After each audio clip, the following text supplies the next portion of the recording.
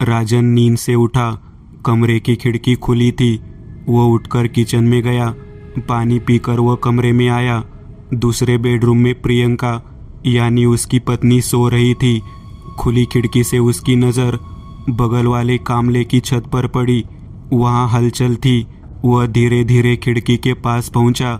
एक पल में उसके सिर से लेकर पैरों तक डर की ठंडी लहर दौड़ गई। आधी रात की चांदनी में उस छत पर एक औरत अपने बाल खुले करके नाच रही थी। उसने साधारण सी साड़ी पहनी हुई थी। वो बेधुंध होकर नाच रही थी। नृत्य कोई खास तरह का नहीं था। बीच बीच में कंधे से घूंघट नीचे सरक रहा था। उसे वह संभाल रही थी। राजन को हल्का सा आभास हुआ कि छत के कोने में कोई और भी है, लेकिन जो भी था वह अंधेरे कोने में गायब हो गया। लेकिन उसके पैरों की हलचल इतनी तेज थी कि उसकी पायल पैरों से निकलकर साइड में पड़ी थी और उसके बाल उसके चेहरे पर बिखरे हुए थे, जिससे उसका चेहरा पहचान में नहीं आ रहा था। कामले के घर की बिल्डिंग और राजन की बिल्डिंग के बीच की दूरी 4-5 फीट से ज़्यादा नहीं थी, इसलिए राजन दृश्य को करीब से देख सकता था। और अचानक उसने नृत्य करना बंद कर दिया। चूंकि लंबे बालों ने उसके चेहरे को ढक लिया था, इसलिए वह धीरे धीरे राजन की खिड़की की ओर चलने लगी। राजन डर गया। उसने जल्दी से खिड़की बंद कर दी और वह खिड़की के बगल वाली दीवार के पीछे छुप गया। पसीने से लथपथ वह वहीं खड़ा रहा। यह दृश्य उसके लिए दिल दहला देने वाला था। वह ऐसे ही सो गया। किसी आवाज़ से उसकी नींद खुल गई। अभी रोशनी नहीं हुई थी। आवाज़ उसके घर के लिविंग रूम से आ रही थी। वह धीरे धीरे आवाज़ की दिशा में लिविंग रूम की ओर आने लगा। उसने धीरे से कमरे में झांका और चौंक गया। वही महिला अब उसके घर के लिविंग रूम में बेधुंध होकर नाच रही थी। उसने अचानक नाचना बंद कर दिया। राजन अपनी जान बचाने के लिए बेडरूम में भाग गया। उसने दरवाज़ा बंद कर दिया और बिस्तर के नीचे छिप गया और महसूस किया कि उसके हाथ पर कुछ हिल रहा है।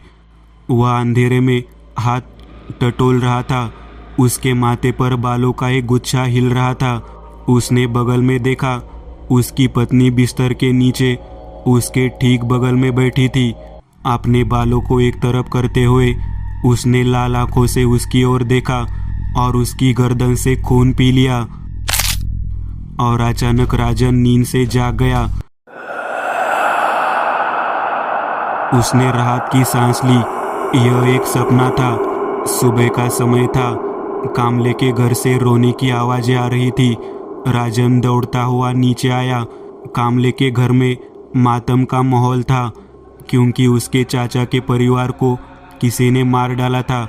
4 लाशें खून से लथपथ पड़ी थी। खून देखकर ही राजन को डर लगने लगा। वह बिना कुछ बोले घर आ गया। प्रियंका को इस बारे में कुछ भी पता नहीं था। राजन घर आया था। उसे खून से लथपथ देखकर प्रियंका ने, वो बात नहीं करते थे, फिर भी चिंतित होकर उससे पूछा, क्या रे, क्या हो रहा है तुझे? कुछ नहीं, बहुत बुरी घटना है। किसी ने कल रात कामले के पूरे परिवार को मार डाला। राजन ने कहा। क्या? बहुत बुरा हुआ, प्रियंका ने कहा। और ज़्यादातर मैंने उसे ही देखा जिसने ये सब किया। 100% उसे ने ये किया, राजन कह रहा था। उसने मतलब किसने? प्रियंका ने पूछा। वो एक औरत। मेरी नींद रात के 2 बजे खुली। पानी पीने के लिए उठा तो वो उनकी छत पर खुले बालों में बेधुंध होकर नाच रही थी। चेहरा नहीं दिख रहा था। मैंने उसके हाथों पर खून देखा। उसके खून से सने पैरों के निशान अभी भी छत पर है। उसने ही ऐसा किया होगा, मुझे यकीन है, राजन ने कहा। वो दोनों खिड़की से छत की तरफ देखने लगे। खून का कोई निशान नहीं था। तुम शांत हो जाओ जानू, हम देखेंगे क्या किया जा सकता है। राजन रात को जल्दी सो जाता था, लेकिन प्रियंका को किताबें पढ़ने की आदत थी, इसलिए राजन को लाइट जलने पर नींद नहीं आती थी। इसलिए आज वो दूसरे कमरे में सोई। रात को पायल की आवाज से राजन की नींद टूट गई। वक्त ठीक कल का था। वह कांपते हुए उठा और खिड़की के पास जाकर खड़ा हो गया। वो ही थी सामने, आज भी कल की तरह नाच रही थी। बेधुंध होकर राजन का सिर घूम गया। पसीने से लथपथ वह कमरे के बाहर आया और बगल वाले कमरे में चला गया। प्रियंका जल्दी उठ, देख वो आज भी वही है, बेधुंध होकर नाच रही है। राजन प्रियंका को जगाने लगा। वह उठी और उसके साथ आ गई, लेकिन अब वहाँ कोई नहीं था। राजन फिर डर गया। अरे वो तो अभी यही थी। राजन समझाने लगा, जाने दे, तू मेरे कमरे में सोने के लिए चल। राजन डर गया था। वह पानी लाने के लिए रसोई में चली गई। राजन उसके कमरे में आता है और दीवार की ओर मुंह करके बिस्तर पर आंखें बंद करके लेट जाता है। थोड़ी देर बाद उसे लगा कि प्रियंका उसकी तरफ आकर लेट गई है। वह जगा हुआ था। उसने अपना पाला बदल कर प्रियंका की तरफ कर लिया और उसका दिमाग सुन्न हो गया, क्योंकि ये प्रियंका नहीं बल्कि वो औरत थी जो उसके बगल में लेटी हुई थी। वह जल्दी से उठा और दरवाजे की तरफ भागा और उसने पीछे मुड़कर देखा। उसके पैरों तले जमीन खिसक गई। बालों के पीछे छिपा हुआ चेहरा प्रियंका का ही था।